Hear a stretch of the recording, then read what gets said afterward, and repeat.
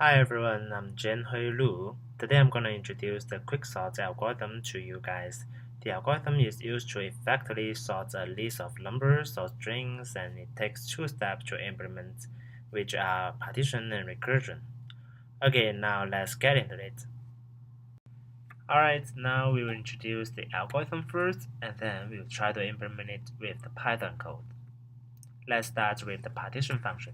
The partition function is to move the pivot to the right position.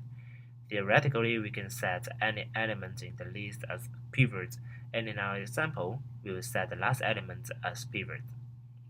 If all the elements on the left side are smaller than the pivot and all the elements on the right side are greater than it, we set the pivot is on the right position and its final location for this element in a sorted list.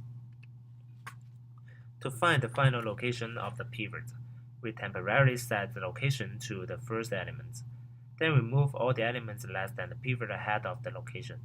In our example, we found the second element 4 is less than the pivot, so we swap 4 with the elements on the location. Then we move the location to the next position, and we do the same thing to the next element that is less than the pivot, which is 0 here. After all the smaller elements are moved ahead, we swap the pivot with the elements on the location. And now all the smaller elements are on the left side of the pivot and all the larger elements are on the right side. The next step is to recursively do the above steps to the sublist of the smaller elements and the sublist of the greater elements. And in each branch of the recursion, we will finally get the sublist with a single element in it. And this element is on its right position.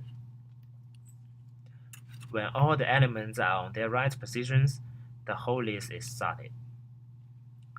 Generally, the time complexity of the algorithm is n times log n, and in the worst scenario, it will become n squared. Alright, here's the Python code for Quicksort. We define the function partition taking the list, the first position, and the last position as parameters. We set the pivot equals to the last element and set the location equals to the first position. For all the other elements, if it's less than the pivot, we swap the elements with the elements on the location and move the location to the next position. Then we swap the pivot with the elements on the final location. If the list is more than one element, we do partition to the whole list. Then we recursively do the above steps to the sublist of larger elements and the sublist of smaller elements. In the main function, we randomly input some values and use the quicksort algorithm. Now we try to run it. Alright, we can see from the console that the list is now sorted. Alright, now we know how the algorithm works and how we can implement it with the Python code. Get started to practice it. Thank you for watching the video.